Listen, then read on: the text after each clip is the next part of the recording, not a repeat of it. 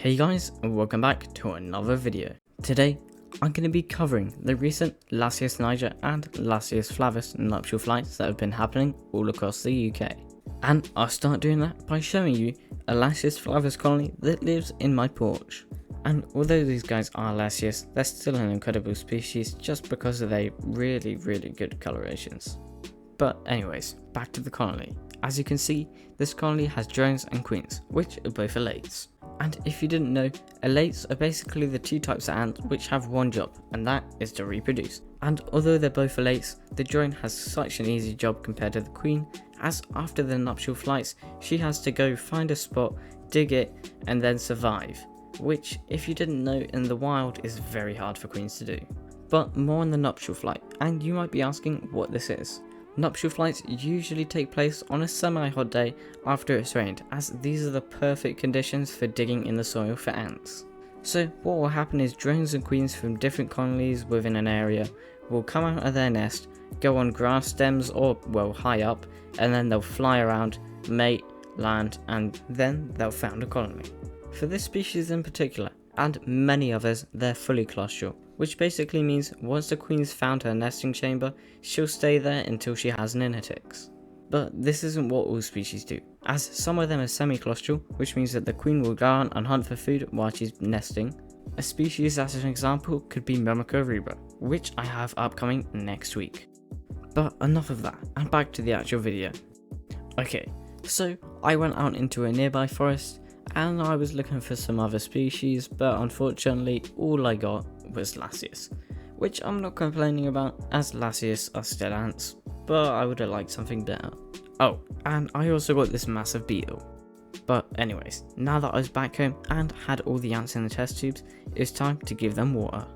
And as you can see, I have about 3 Lasius niger colonies and about 3 Lasius flavus. And all of the niger colonies have at least 2 or more queens, so they're going to be some pretty big colonies. And in the future, I'm going to be using them to test out my new nests. Oh, and I forgot to mention, I found this other Lasius niger queen about a month before all of these, and it was quite random, but she has workers and she's doing pretty good. Okay, so now I've got everything ready. The queens are in test tubes and they have water. So what I'm going to do is I'm going to put them in this drawer and I'm going to leave them in the darkness for about 2 months. And I urge you, if you have new queens, do not check on them. Leave them for at least a month or 2 and then you can check on them. If they have cocoons, check on them a week after you see that and then keep going from there. And the reason for this is really important, as if you keep checking on your queens, they're going to get really stressed. And then they're going to eat their eggs and brood. And if you keep doing it enough, they might eventually die. So if you do have some new ants and you're really excited to see them, just wait, they'll be ready in their own time. The clip that you've been seeing in the background has been of the Lasius flavus at the start during their nuptials. And a question you might be asking yourself is, as Dorset, why are there so many queens? And well, there's one simple reason for that, and it's because, well, queens don't really have a good survival rate, as probably over 80% of all queens will die, either by birds or other ants, or just really anything. Because, well, queen ants, they're prey to a lot of predators, and especially spiders, as I've seen countless numbers of this colony being caught in spider webs. Okay, so as you can see, the older colony, which has an innatix, now has sugar and protein, so they can grow. On the contrary, not all the other colonies that I've got have workers, but some of them do. So I'll give them some sugar and protein.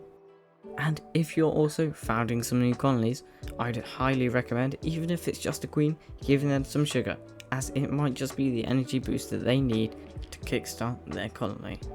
And so I'll give them the last of my Wakushi ant nectar, so that they can have some sweet sugar.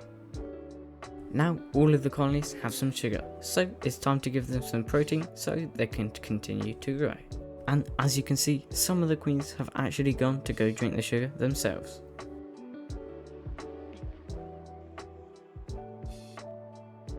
And now that I've actually counted them, I have 2 Lasius flavus colonies and 5 Lasius niger colonies.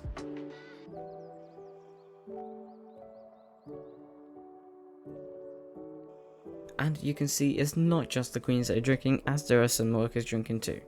Here's a little sneak peek of something that I have going on behind the scenes, which is a Mesa Barbarus and Momoka Ruba. But I won't show you too much of them as I don't want to ruin it. So I'll go back to the actual Lasius and give them some mealworms. And immediately the bigger colony had already gone for the protein. But the colonies without lots of workers weren't so keen on it.